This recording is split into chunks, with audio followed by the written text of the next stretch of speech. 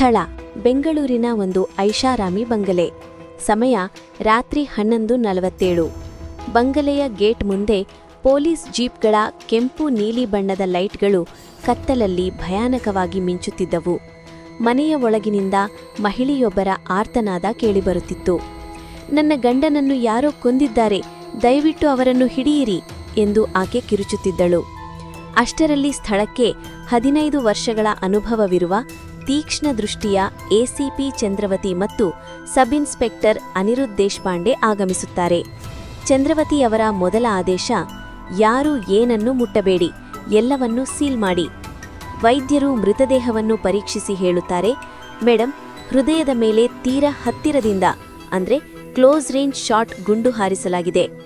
ಮೃತದೇಹದ ಕೈಯನ್ನು ಗಮನಿಸಿದ ಚಂದ್ರವತಿಯವರಿಗೆ ಒಂದು ಚಿಕ್ಕ ಕಾಗದದ ತುಂಡು ಸಿಗುತ್ತದೆ. ಅದರ ಮೇಲೆ ಬರೆಯಲಾಗಿತ್ತು, ಟ್ರಸ್ಟ್ ನೋ ಒನ್ ಅಂದ್ರೆ ಯಾರನ್ನೂ ನಂಬಬೇಡಿ. ವಿಚಾರಣೆಯ ಮೊದಲ ಹಂತ. ಎಸಿಪಿ ಚಂದ್ರವತಿ ಉದ್ಯಮಿಯ ಹೆಂಡತಿ ನಂದಿನಿ ವರ್ಮಾಳನ್ನು ಪ್ರಶ್ನೆ ಮಾಡುತ್ತಾರೆ. ಮೇಡಮ್, ನಿಮ್ಮ ಗಂಡನಿಗೆ ಯಾರಾದರೂ ಶತ್ರುಗಳಿದ್ದರಾ? ನಂದಿನಿ ಗಾಬರಿಯಿಂದಲೇ ಉತ್ತರಿಸುತ್ತಾಳೆ, ಅವರು ದೊಡ್ಡ ಉದ್ಯಮಿಯಾಗಿದ್ದರು, ವ್ಯವಹಾರದಲ್ಲಿ ಸ್ಪರ್ಧಿಗಳು ಹಲವಾರು ಜನರಿದ್ದರು, ಆದರೆ ಕೊಲ್ಲುವ ಮಟ್ಟಕ್ಕೆ ಯಾರೂ ಇರಲಿಲ್ಲ ಮೇಡಮ್. ಡಿಜಿಟಲ್ ಸಾಕ್ಷ್ಯ. ಸಬ್ ಇನ್ಸ್ಪೆಕ್ಟರ್ ಅನಿರುದ್ಧ್ ದೇಶಪಾಂಡೆ ಅರ್ಜುನ್ ವರ್ಮಾ ಅವರ ಲ್ಯಾಪ್ಟಾಪ್ ಪರಿಶೀಲಿಸುತ್ತಾರೆ. ಮೇಡಮ್, ಕೊನೆಯ ಇಮೇಲ್ ರಾತ್ರಿ 10:58ಕ್ಕೆ ಹೋಗಿದೆ. ಡೀಲ್ ಕ್ಯಾನ್ಸಲ್ಡ್ ಎಂದು ಬರೆಯಲಾಗಿದೆ. ಇದನ್ನು ಅವರ ಪಾಲುದಾರ ಸೃಜನ್ ನಾಯಕ್ ಅವರಿಗೆ ಕಳುಹಿಸಲಾಗಿತ್ತು. ಚಂದ್ರವತಿಯವರು ಸೃಜನ್ ನಾಯಕ್ನನ್ನು ತರಾಟೆಗೆ ತೆಗೆದುಕೊಳ್ಳುತ್ತಾರೆ. ಡೀಲ್ ಯಾಕೆ ರದ್ದಾಯಿತು ಎಂದು ಕೇಳಿದಾಗ ಸೃಜನ್, ನನಗೆ ಮೋಸ ಮಾಡಿದ್ದರು, ನಿಜ, ನನಗೆ ಕೋಪವಿತ್ತು, ಆದರೆ ನಾನು ಕೊಲೆ ಮಾಡಿಲ್ಲ ಎಂದು ವಾದಿಸುತ್ತಾನೆ. ಸಿಸಿಟಿವಿ ಫುಟೇಜ್ನಲ್ಲಿ ಸೃಜನ್ ರಾತ್ರಿ 10:30ಕ್ಕೆ ಮನೆಗೆ ಬರುತ್ತಿರುವುದು ದಾಖಲಾಗಿರುತ್ತದೆ. ಎಲ್ಲರೂ ಅವನನ್ನೇ ಕೊಲೆಗಾರ ಎಂದು ಭಾವಿಸುತ್ತಾರೆ. ಟ್ವಿಸ್ಟ್ ಮೇಲೆ ಟ್ವಿಸ್ಟ್. ಆದರೆ ಡಾಕ್ಟರ್ ಮೀರಾ ಅವರ ವೈದ್ಯಕೀಯ ವರದಿ ಎಲ್ಲವನ್ನೂ ಬದಲಾಯಿಸುತ್ತದೆ. ಮೇಡಮ್, ಗುಂಡು ಹಾರಿದ್ದು ರಾತ್ರಿ 11:30ಕ್ಕೆ ಅಂದ್ರೆ 10:30ಕ್ಕೆ ಬಂದಿದ್ದ ಸೃಜನ್ ಕೊಲೆಗಾರನಾಗಲು ಸಾಧ್ಯವಿರಲಿಲ್ಲ. ಇನ್ಸ್ಪೆಕ್ಟರ್ ಅನಿರುದ್ಧ್ ಈಗ ಡ್ರೈವರ್ ರಾಮುವಿನ ಫೋನ್ ಡೇಟಾವನ್ನು ಹೊರತೆಗೆಯುತ್ತಾರೆ. ಮೇಡಮ್, ಕೊಲೆಯಾದ ಸಮಯದಲ್ಲಿ ರಾಮು ಒಂದು ನಂಬರ್ಗೆ ಮಿಸ್ಡ್ ಕಾಲ್ ಕೊಟ್ಟಿದ್ದಾನೆ. ಅದು ಅರ್ಜುನ್ ವರ್ಮಾ ಅವರ ಹೆಂಡತಿ ನಂದಿನಿ ವರ್ಮಾಳ ನಂಬರ್.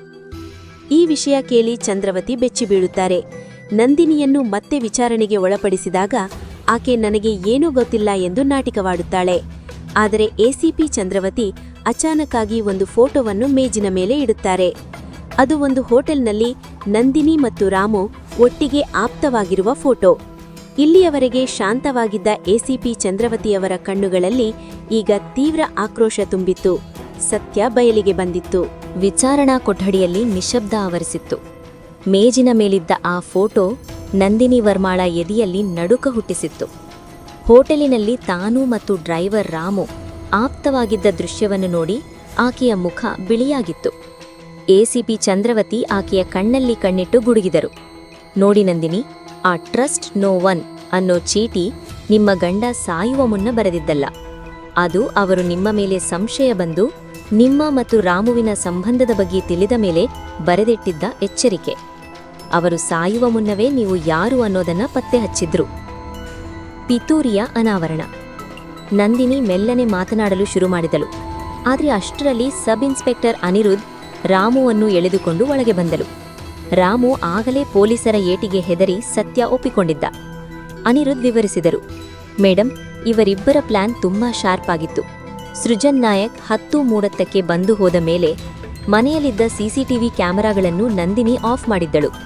ರಾತ್ರಿ 11:28ಕ್ಕೆ ರಾಮು ಹಿಂಬಾಗಿಲಿನಿಂದ ಒಳಗೆ ಬಂದಿದ್ದಾನೆ.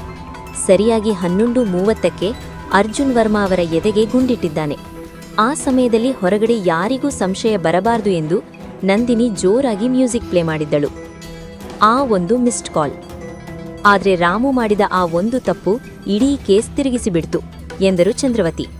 ಕೊಲೆ ಮಾಡಿದ ತಕ್ಷಣ ಕೆಲಸ ಮುಗಿಯಿತು ಎಂದು ಸಂಕೇತ ನೀಡಲು ರಾಮು ನಂದಿನಿಗೆ ಮಿಸ್ಡ್ ಕಾಲ್ ಕೊಟ್ಟಿದ್ದ.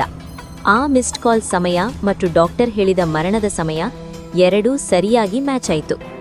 ನಂದಿನಿ ಅಳುತ್ತಾ ಕೂಗಿದಳು, ನನಗೆ ಅರ್ಜುನ್ ಆಸ್ತಿ ಬೇಕಿತ್ತು, ಅವನು ಯಾವಾಗಲೂ ಬಿಸ್ನೆಸ್ ಅಂತ ನನ್ನನ್ನು ಕಡೆಗಣಿಸುತ್ತಿದ್ದ, ಅದಕ್ಕೆ ನಾನು ರಾಮುವಿನ ಜೊತೆ ಸೇರಿ ಈ ಪ್ಲಾನ್ ಮಾಡಿದೆ. ನ್ಯಾಯದ ಗೆಲುವು.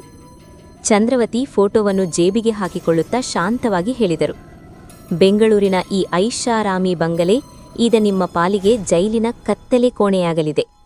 ಪ್ರೀತಿ ಮತ್ತು ನಂಬಿಕೆಯನ್ನು ವ್ಯಾಪಾರ ಮಾಡಿದವರಿಗೆ ಸಿಗುವ ಬಹುಮಾನವಿದು. ಪೊಲೀಸ್ ಜೀಪ್ಗಳು ಸೈರನ್ ಹಾಕುತ್ತಾ ಹೊರಟವು. ನಂದಿನಿ ಮತ್ತು ರಾಮು ಕೈಕೊಳದೊಂದಿಗೆ ಜೀಪ್ ಏರಿದರು. ಬೆಂಗಳೂರಿನ ಆ ರಾತ್ರಿ ಈಗ ಶಾಂತವಾಗಿತ್ತು. ಆದರೆ ಯಾರನ್ನೂ ನಂಬಬೇಡಿ ಎಂಬ ಆ ಕಾಗದದ ತುಂಡು ಮಾತ್ರ ಇನ್ಸ್ಪೆಕ್ಟರ್ ಕೈಯಲ್ಲಿ ಇನ್ನೂ ಹಾಗೆಯೇ ಇತ್ತು.